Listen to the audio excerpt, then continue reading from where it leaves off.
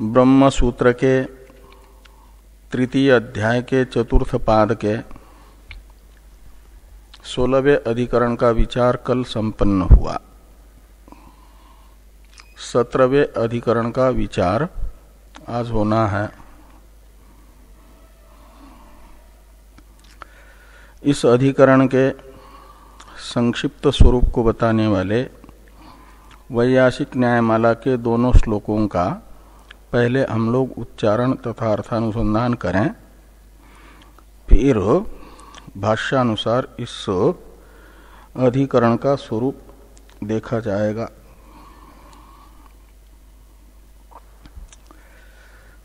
मुक्ति सातिशयानो वा फलत्वाद् ब्रह्मलोकवत् स्वर्गवच्च न भेदे नृभेदेन मुक्ति सातिशयैव हि ब्रह्मैव मुक्तिर्न ब्रह्म क्वचित् सातिशयं श्रुतम् अत एक विधा मुक्तिर वेधसो मनुजस्य च वेधसो मनुजस्य वा। तो इस अधिकरण का विषय है मुक्ति, विद्या का फलभूता मुक्ति, जिसे मोक्ष कहते हैं। उस मुक्ति को विषय बना करके संशय बताया गया कि मुक्ति सातिशया नोवा। तो मुक्ति जो विद्या का फल है वह सविशेष है।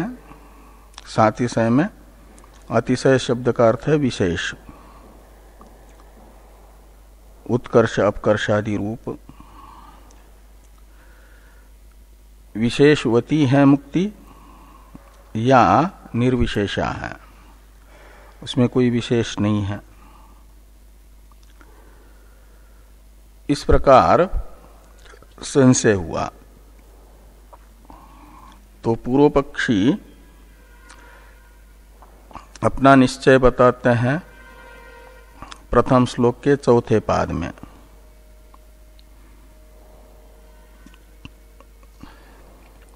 नृभेदेन मुक्ति ही सातिशया एव, ये पूर्व पक्ष की प्रतिज्ञा है। तो कहते हैं सब प्राणियों की मुक्ति एक जैसी नहीं होगी, सब की मुक्ति अलग अलग प्रकार की है। उसमें कुछ न कुछ विशेषता है। जितने मुक्त हुए हैं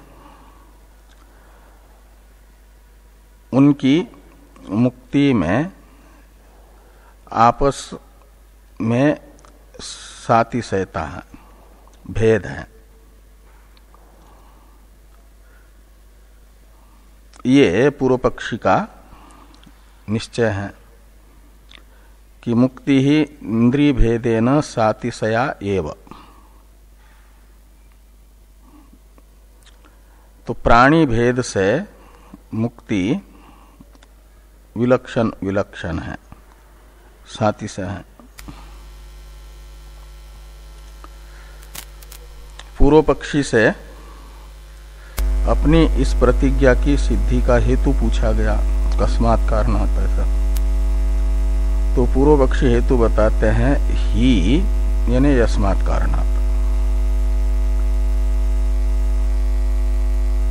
फलत्वात् मुक्ते है, कहते जिस कारण से मुक्ति फल रूपा है। मुक्ति में फलत्व है कि नहीं, विद्या का फल है, वो ज्ञान का फल है। तो मुक्ति में फलत्व रूप विशेषता रहने के कारण जो कर्म साध्य फल है स्वर्गादि, उसमें भी फलत्व है, मुक्ति में भी फलत्व है। और कर्म का फल स्वर्गादि में निरतिशयता नहीं देखी गई। शास्त्र बताता है स्वर्गादि सातिशय है, उसमें विशेषता है। स्वर्ग में गए हुए सबको एक जैसा सुख नहीं मिलता है, भेद है। ऐसे सगुण ब्रह्म विद्या, उपासना का फल ब्रह्मलोक,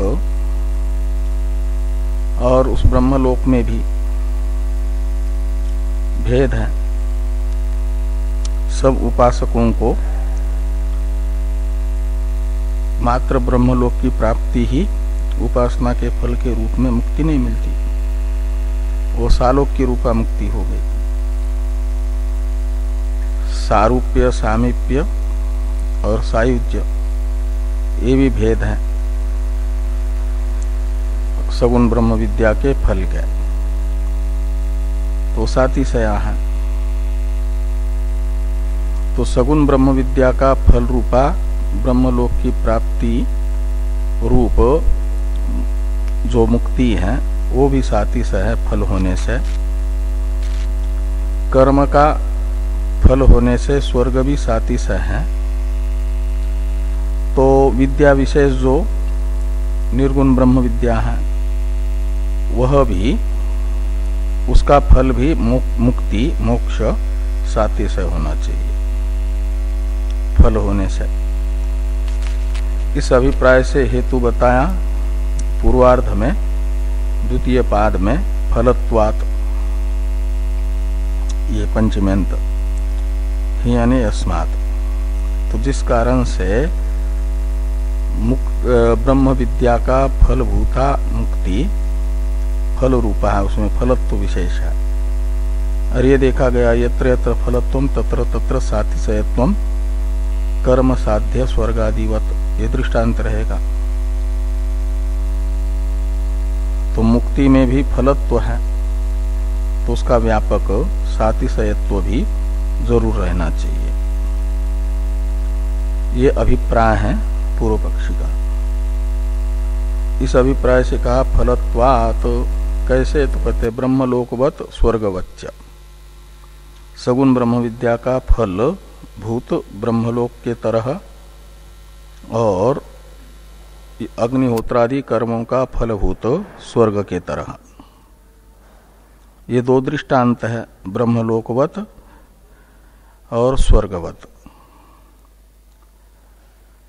तो जैसे अलग अलग उपासक की उपासनाएं उपासना रूप साधन में सातिशयता होने से, न्यूनाधिक्य होने से उनके संसार अंतःपाती 4 प्रकार की मुक्ति का भेद है, सातिशयता है।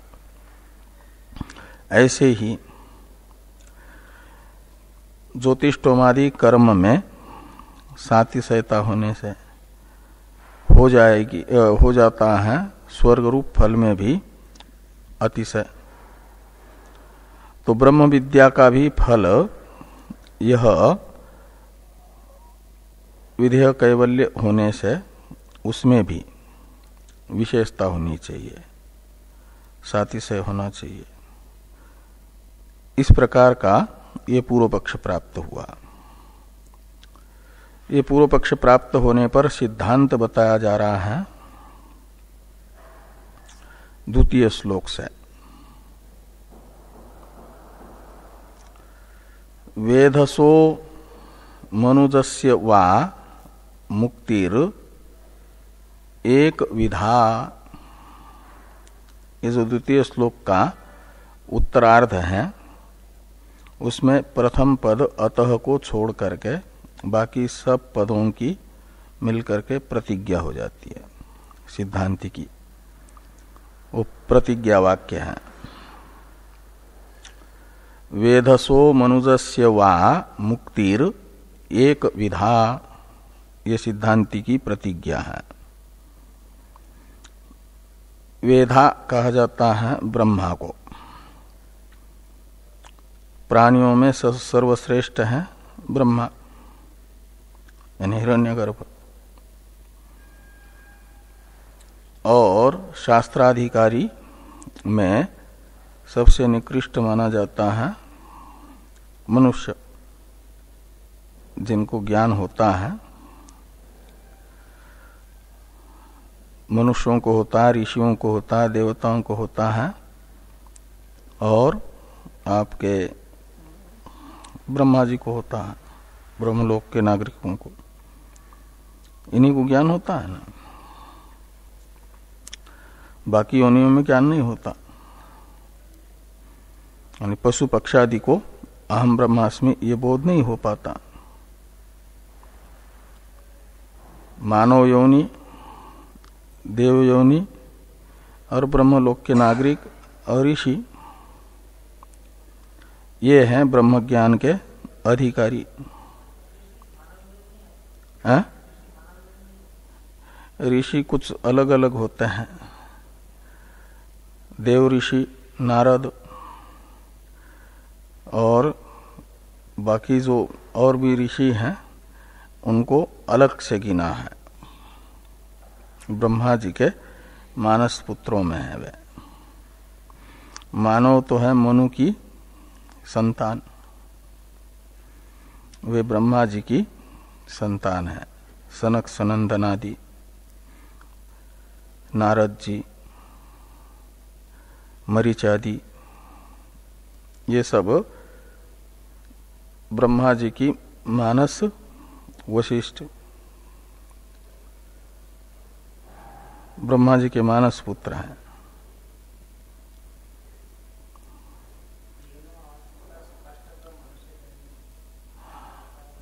हाँ,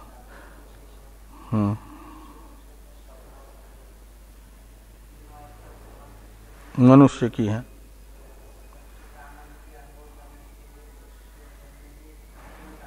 प्रधान तो मनुष्य है शास्त्र में।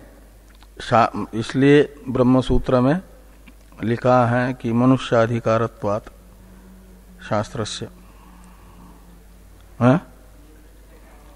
योनियों की जब चर्चा करते हैं व्यवहारिक पक्ष में, तो सबसे उत्कृष्ट है ब्रह्मलोक वाले, और उनसे निकृष्ट हैं देवलोक वाले, और उनसे भी मनुष्य और थोड़ा निकृष्ट माने जाते हैं। इसलिए निकृष्ट को उत्कृष्ट की प्राप्ति की अभिलाषा होती है ना। तो मनुष्य देवता बनना चाहता है का अर्थ देवता मनुष्य की अपेक्षा श्रेष्ठ है, ये कह रहे हैं। कौन से मनुष्य? जो स्वर्ग चाहते हैं, स्वर्ग की अभिलाषा करते हैं और देवताओं की आराधना करते हैं। भोग प्राप्त करने के लिए देवताओं के अधीन जो भोग है, उन मनुष्यों की अपेक्षा देवता उत्कृष्ट हैं, और मनुष्य भोगार्थ देवताओं की आराधना करने वाला देवताओं का पशु माना गया है। स देवानाम पशु ये कहा जाता है। तो इस दृष्टि से देवताओं की अपेक्षा निकृष्ट मनुष्य को कहा जा रहा है। और बाकी मनुष्यों में भी जो देवताओं के भोगों को नहीं चाहता, तो ब्रह्म विद्या के प्रकरण में कहा गया देवताओं के भोग के प्रति विरक्त है, तो वह और देवता एक जैसे हैं। क्योंकि देवताओं को भोग प्राप्त है, इसलिए भोगों की, उनको प्राप्त भोगों की अभिलाषा नहीं है, प्राप्त वस्तु की अभिलाषा नहीं होती। और विवेकवान विरक्त मनुष्य को उनमें विद्यमान दोष दर्शन के कारण अभिलाषा ही नहीं है, तो दोनों में कामना राहित्य समान होने से उतने अंश में वो समान है। लेकिन देवताओं को अनुपलब्ध जो स्वर्ग आदि हैं, क्या ना, वो अनुपलब्ध जो ब्रह्मलोक है उसकी कामना हो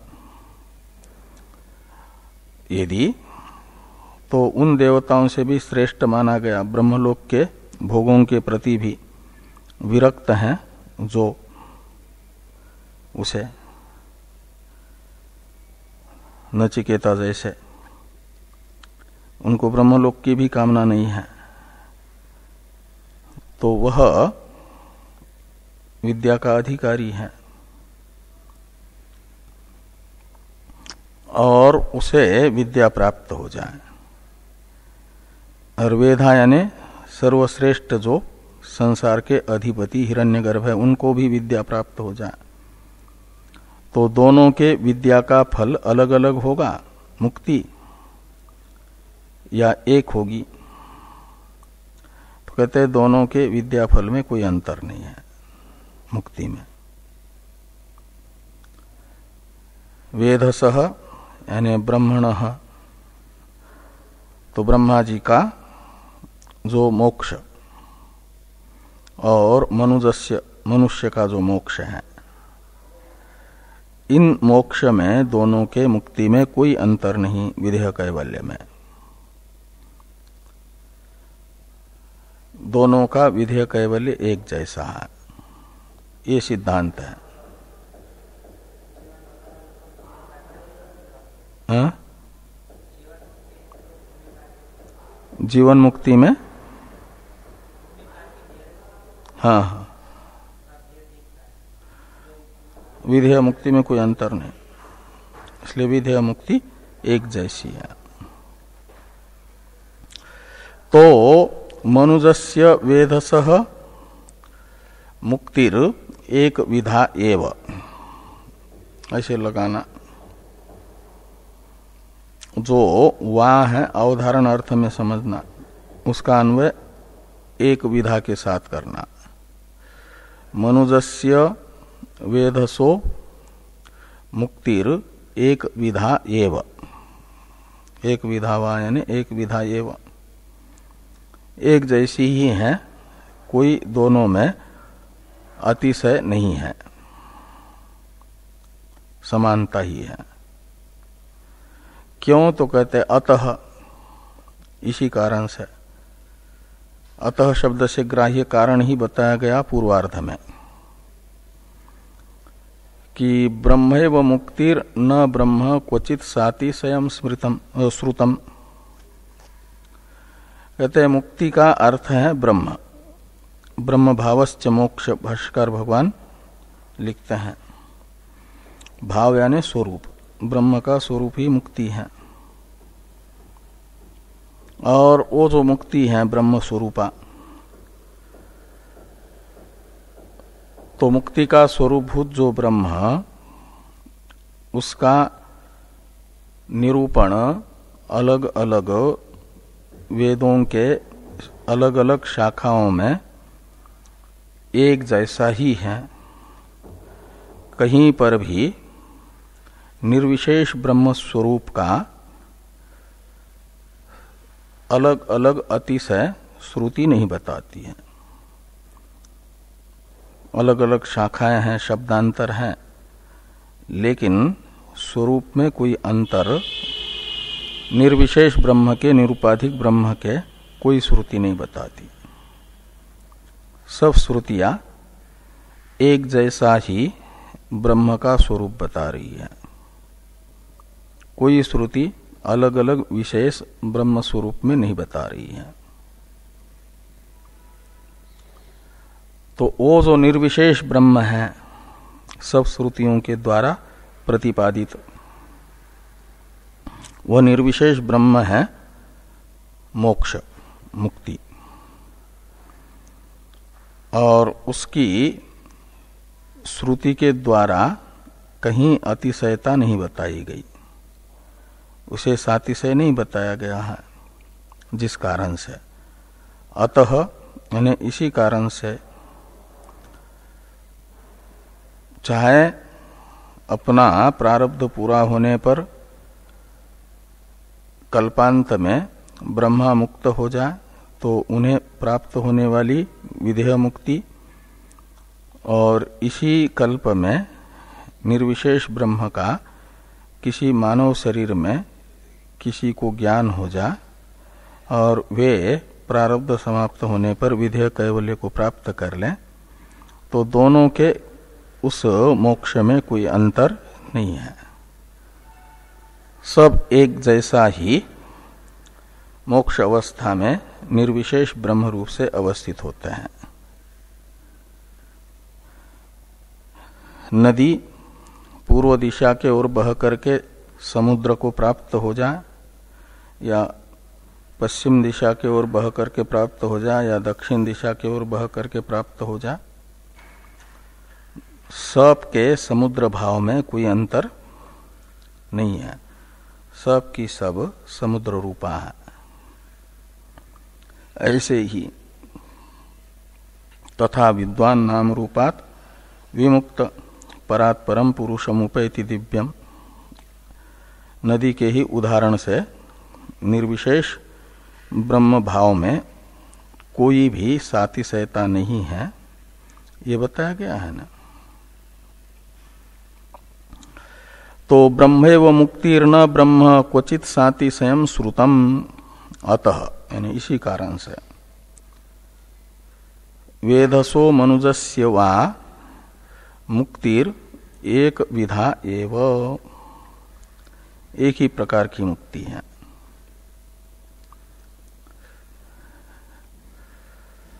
इसी प्रकार का इस अधिकरण का स्वरूप भाष्कर भगवान विस्तार से बता रहे हैं।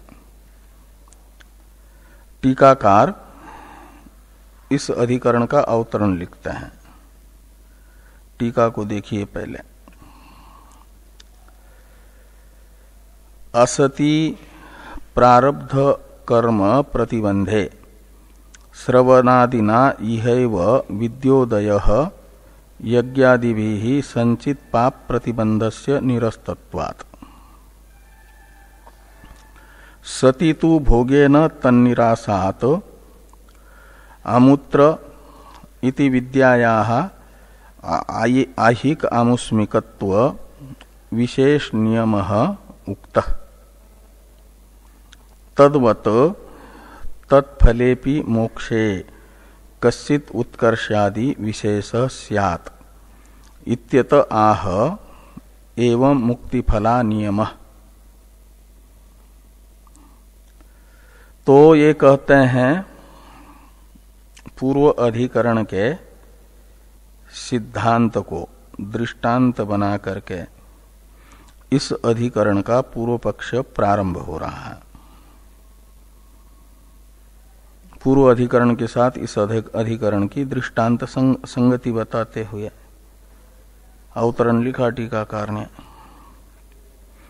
कि जैसे पूर्व अधिकरण में ब्रह्म विद्या में सातिशयता स्वीकार की गई, प्रारब्ध कर्मरूप प्रतिबंध के न होने पर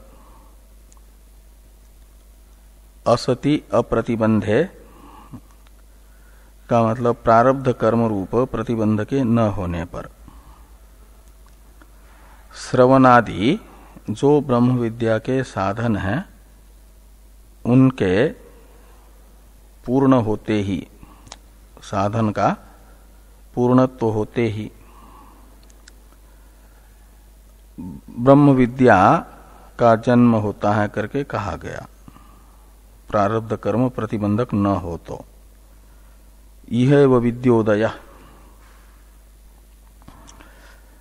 क्यों तो कहते हैं यज्ञादि भी संचित पाप प्रतिबंधस्य निरस्तत्वात्, जो उसके द्वारा अनुष्ठित पूर्व जन्म में या इस जन्म में यज्ञादि निष्काम कर्म हैं, उनसे संचित गत जो प्रतिबंध है वो निवृत्त होता है। और प्रारब्ध को निवृत्त करने की शक्ति साधन में नहीं है। इसलिए क्या होगा कि यदि प्रतिबंधकात्मक प्रारब्ध नहीं होगा किसी का, तो यज्ञादि से संचितगत पाप रूपी प्रतिबंध की निवृत्ति होते ही श्रवणादि की पूर्णता में अहम ब्रह्मास्मि बोध होगा। ये पूर्व अधिकरण में बताया गया। और सतीतु यानी प्रारब्ध कर्म प्रतिबंधे सतीतु, तो यदि प्रारब्ध कर्म रूप प्रतिबंध विद्यमान है ब्रह्म विद्या की उत्पत्ति का, तो श्रवणादि पूरे होने पर भी प्रारब्ध से प्रतिबंध होने के कारण विद्योदय नहीं होगा। ते कहते सतीतु भोगेन तन निरासात, यानी प्रारब्ध का भोग करके निराकरण होने पर, प्रतिबंध का प्रारब्ध रूप प्रतिबंध का भोग से निराकरण हो जाने पर अमूत्र यानी भावी जन्म में ज्ञान हो जाएगा।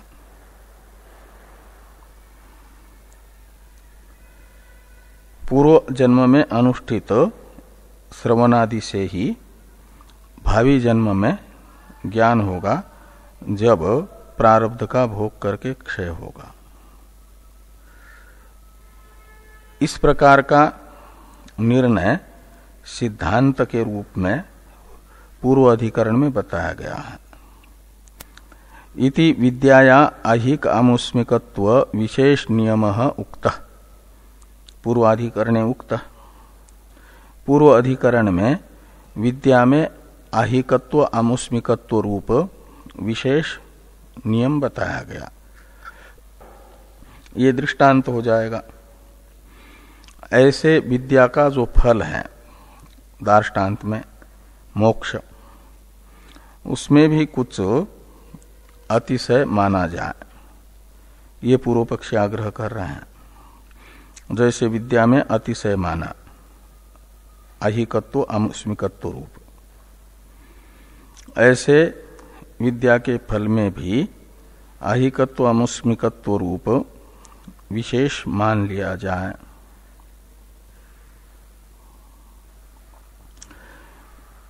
तो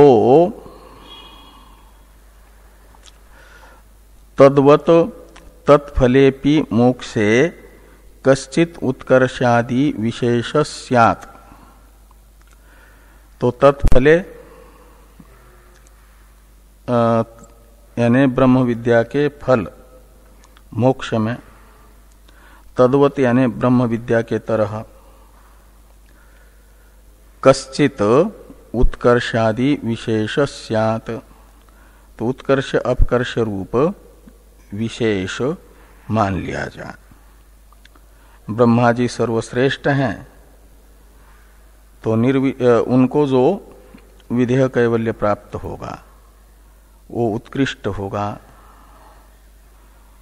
और उनके दृष्टि में मनुष्य निकृष्ट है, और उसे भी ब्रह्म विद्या हुई और विधेय कैवल्य मिलना है, तो उसका विधेय कैवल्य थोड़ा ब्रह्मा जी के विधेय कैवल्य की अपेक्षा निकृष्ट माना जाए। ऐसा उत्कर्ष अपकर्ष रूप अतिशयता ब्रह्म विद्या के फलभूत विधेय कैवल्य में स्वीकार की जाए, ये आग्रह पूर्व पक्षी का है। तो तद्वत तत्फलेपि मोक्षे कश्चित उत्कर्षादि विशेषः स्यात् इत्यत आह। तो इस प्रकार की शंका होने पर आह यानी बताते हैं सिद्धांत इस अधिकरण का। एवं मुक्तिफला नियम तदवस्थावधृते इस सूत्र से यही बताया जा रहा है कि मोक्ष में कोई अतिशय नहीं है, ये बताया जा रहा है। अब भाष्य को देखिए। भाष्य की अवतरण टीका है। पहले विषय बताते हैं टीकाकार की मुक्तिरत्र विषय, टीका में ही है। अत्र यानी अस्मिन् अधिकरणे मुक्ति विषय, ब्रह्म विद्या का फलभूता मुक्ति विषय है। तस्याम विद्यावत विशेष नियमो अस्ति नवा इति फलस्य उभयता संभवात संशय पूर्वपक्षम आह यथेति। तो तस्याम यानी मुक्तौ, विद्या के तरह मुक्ति में विशेष नियम है या नहीं है। तो जैसे विद्या में आहिकत्व आमुष्मिकत्व रूप विशेष रहता है, ऐसे ब्रह्म विद्या के फलभूत मोक्ष में भी आहिकत्व कुछ विशेष रहेगा कि नहीं रहेगा, इस प्रकार की का ये संशय है। संशय क्यों हुआ? तो कहते हैं फलस्य उभयथा संभवात। ये संशय का हेतु बताया जा रहा है पंचमी अंत पद से कि फलस्य यानी विद्या फलस्य, ब्रह्म विद्या का फलभूत जो मोक्ष है, उस फल में उभयथा संभवात, फल सातिशय निरतिशय उभय प्रकार का हो सकता है, इसलिए ये संशय हो रहा है। सगुण ब्रह्म विद्या का फल सातिशय ही है ना, तो सगुण ब्रह्म विद्या का फल भी सातिशय, कर्म का फल भी सातिशय, तो निर्गुण ब्रह्म विद्या का फल भी सातिशय हो सकता है क्या, ये प्रश्न हो सकता है। तो कहते हैं फलस्य उभयथा संभवात संशय सति पूर्व पक्षम आह, इस अधिकरण का पूर्व पक्ष बता रहे हैं। यथा मुमुक्षोर विद्या साधन अवलंबिनः साधन वीर्य विशेषात विद्या लक्षणे फले आहिक आमुष्मिक फलत्व कृतो विशेष प्रतिनियमः दृष्टः। तो कहते हैं जैसे विद्या के साधन का अवलंब करने वाला मुमुक्षु है, श्रवणादि साधन में लगा है,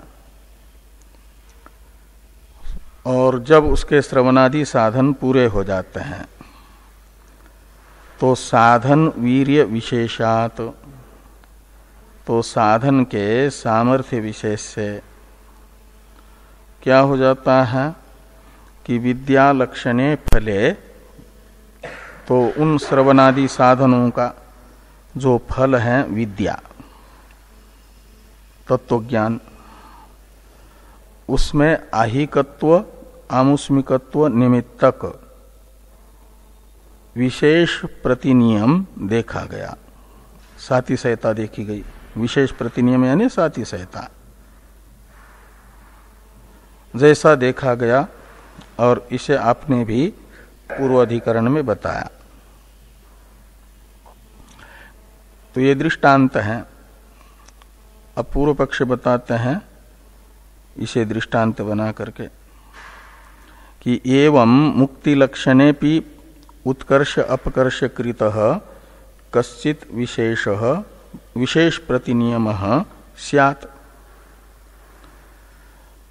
तो कहते हैं जैसे श्रवणादि साधनों के फलभूत ब्रह्म विद्या में आहिकत्व आमुष्मिकत्व कृत विशेष प्रतिनियम देखा गया, ऐसे ब्रह्म विद्या के फलभूत मोक्ष में भी कुछ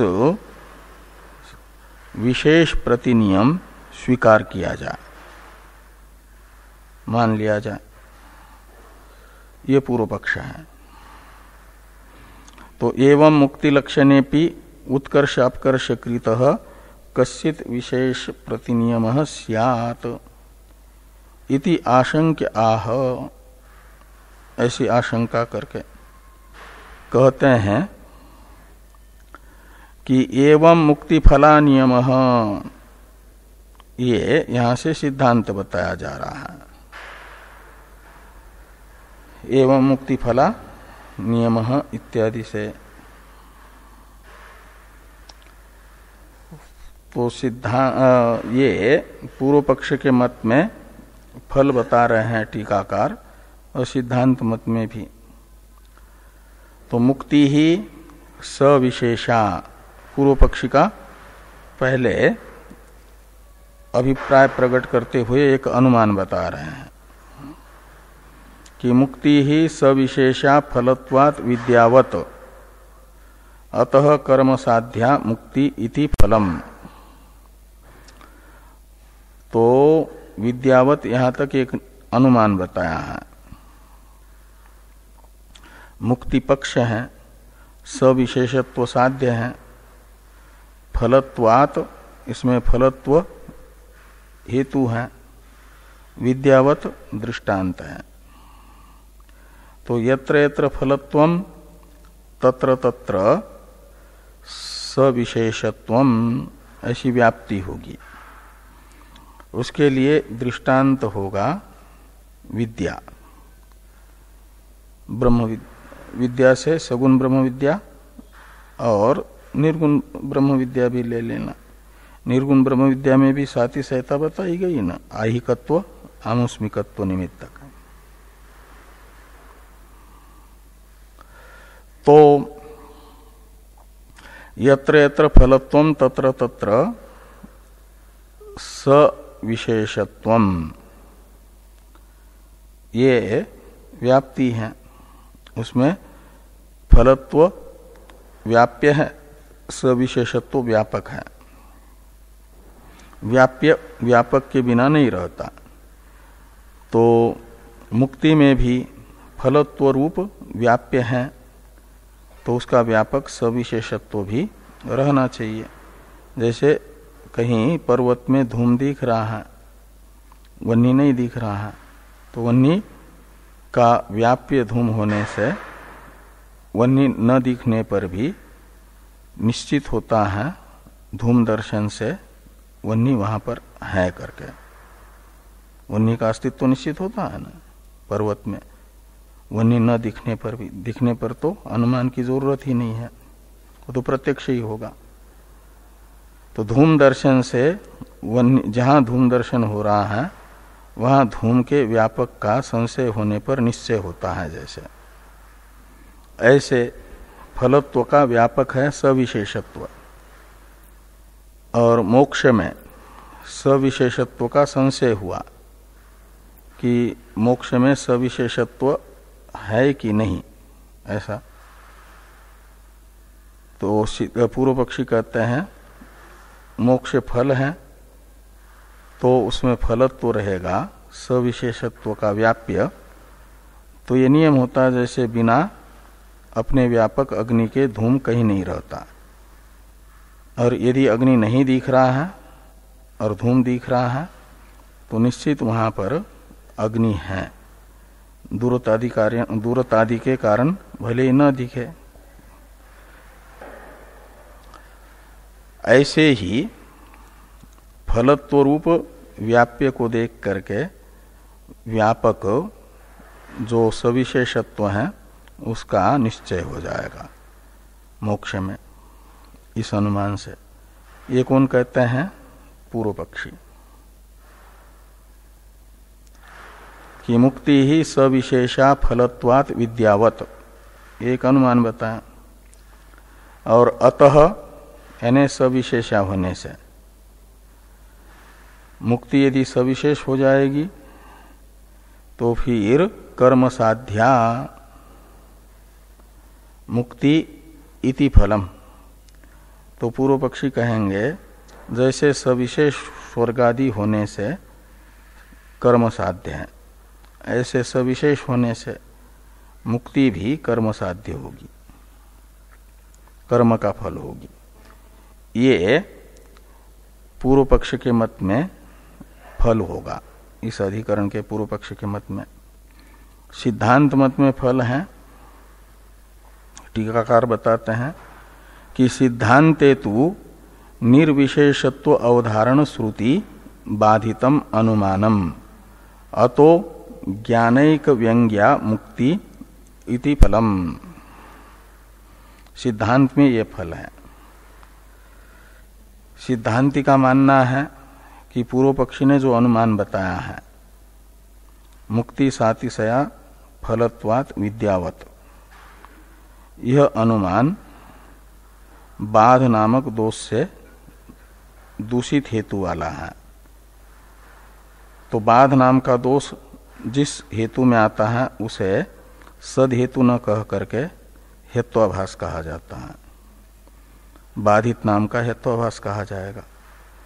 5 प्रकार के हेत्वाभास होते हैं ना, सभ्य विचार, विरुद्ध, सत्प्रतिपक्ष, असिद्ध और बाधित। तो उसमें से बाधित नाम का हेत्वाभास हो जाएगा। कौन सा?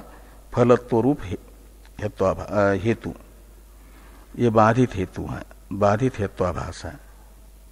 इसमें बाध नाम का दोष आता है। बाधित हेत्वाभास किसको कहते हैं? तो पक्ष में जिसके साध्य का अभाव प्रमाणांतर से निश्चित होता है, उसे बाधित हेत्वाभास कहा जाता है।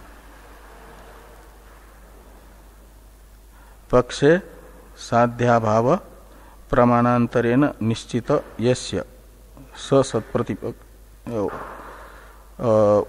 सबाधित, ऐसा था, बाधित हेत्वाभास कहा जाता है।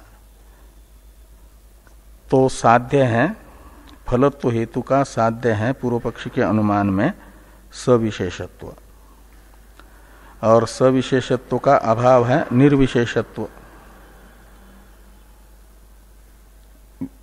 और निर्विशेषत्व का निश्चय मोक्ष में है, क्योंकि श्रुतियां मोक्ष को ब्रह्मरूप मानती हैं और ब्रह्मरूप मान करके उसे निर्विशेष बताती हैं सब श्रुतियां।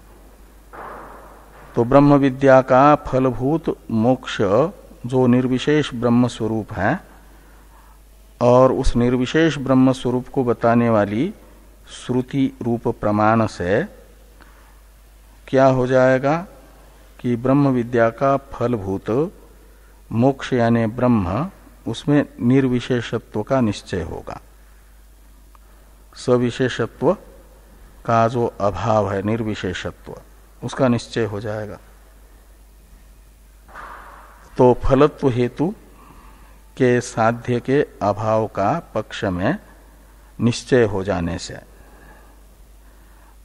मोक्ष यानी ब्रह्म, और उसमें सविशेषत्व के अभाव का स एष नेति नेति अस्थूलम अणनु इत्यादि श्रुतियों से निश्चय हो जाएगा। उसमें स्थूलत्वादि विशेषता का अभाव है, निरतिश है वो। तो ये कह रहे हैं कि सिद्धांते तु निर्विशेषत्व अवधारण श्रुति, यानी मोक्ष में निर्विशेषत्व का निर्धारण करने वाली जो श्रुति है, उस श्रुति प्रमाण से बाधितम अनुमानम, यह अनुमान बाधित होगा, यानी पक्ष में साध्य के अभाव का निश्चय हो जाएगा मोक्ष को निर्विशेष बताने वाली श्रुति प्रमाण से।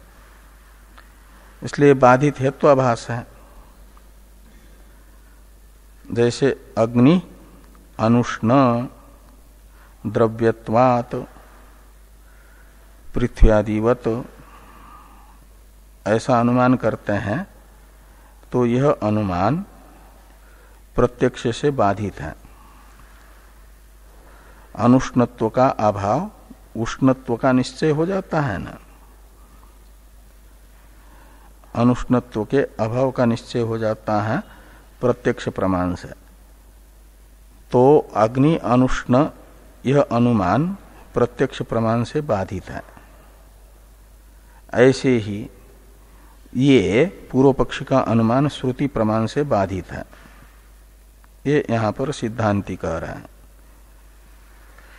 कि सिद्धांते तो निर्विशेषत्व अवधारण श्रुति बाधितम अनुमानम अतः, यानी इसी कारण से पूर्व पक्ष का अनुमान सद अनुमान नहीं अनुमानाभास है। अनुमानाभास होने से ज्ञानैक व्यंग्या मुक्ति, कहते हैं मुक्ति ज्ञानैक व्यंग्या है। ज्ञान यानी अहम ब्रह्मास्मि इत्याकारक निर्विशेष ब्रह्म का साक्षात्कार वो ज्ञान है। और केवल उसी से, एक शब्द एव अर्थ में, केवल अर्थ में, उसी से व्यंग्य है यानी अभिव्यक्त होने योग्य है, अभिव्यंग्य है, अभिव्यज्य है, उसका अभिव्यंजन ज्ञान से होता है। जो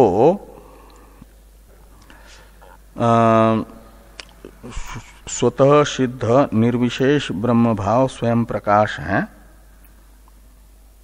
उसका प्रतिबंधक जो अविद्या, उस अविद्या की निवृत्ति अहम ब्रह्मास्मि इस ज्ञान से हो जाती है।